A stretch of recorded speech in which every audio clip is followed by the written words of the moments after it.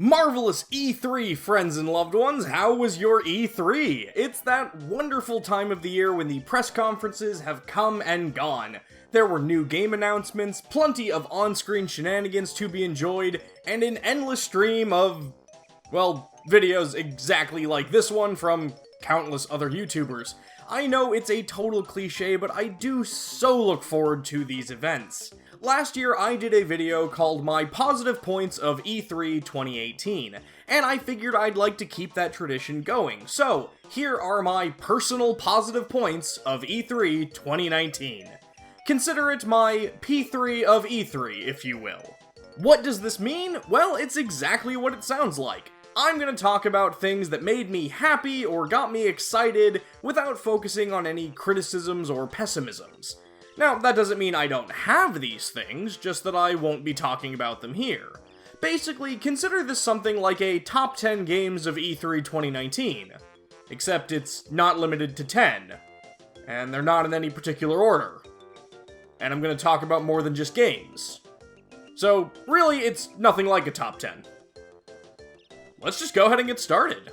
Last year, I got excited for Battletoads, and now that we've got a full trailer, I'm even more hopeful than ever before. The fluid, cartoony animations and crazy-looking world coupled with awesome couch co-op beat-em-up action, it would have been nice to hear of a fourth frog joining the crew, but beyond that, I am totally on board for this title.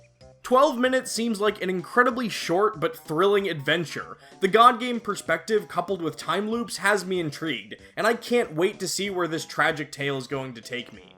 There were actually a lot of interesting looking smaller games in the Microsoft event, which I'm really happy about. I think it was just a great juxtaposition from the bigger AAA stuff, and I'm pretty psyched to see what Microsoft has going on.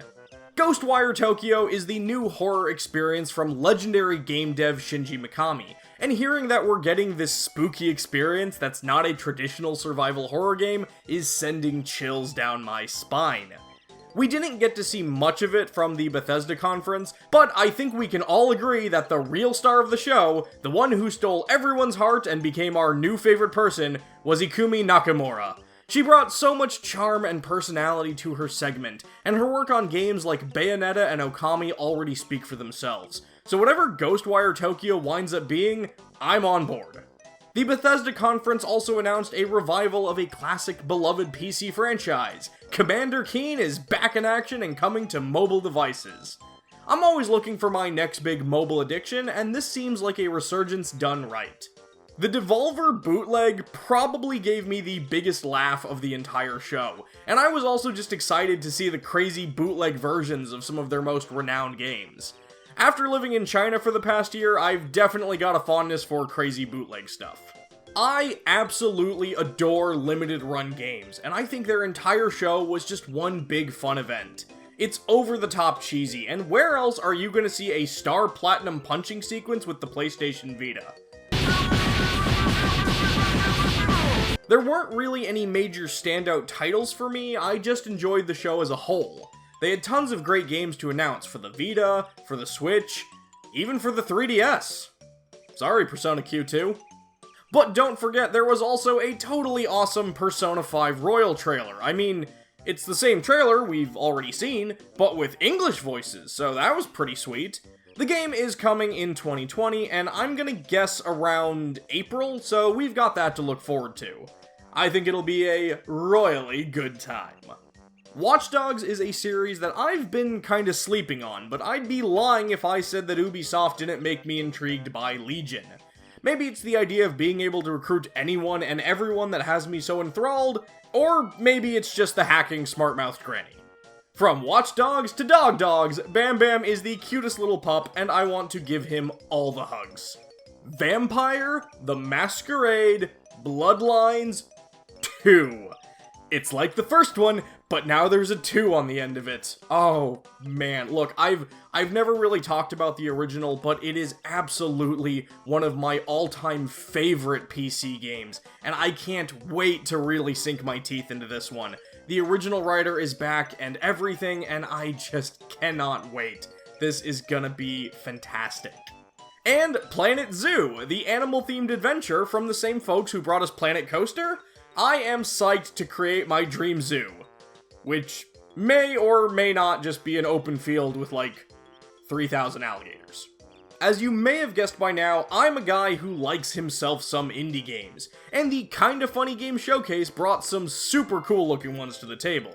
They covered over 60 games, and I was into most of them, but the standout titles for me were Skatebird, the Tiny Bird skateboarding game, which I have naturally already backed on Kickstarter, Lucifer Within Us, which looks like an awesome take on the murder mystery genre as we piece together the timeline to find the killer, and is Freedom Finger a game where you play as a middle finger rocket ship and shoot through crazy worlds with an awesome soundtrack and some amazing voice actors?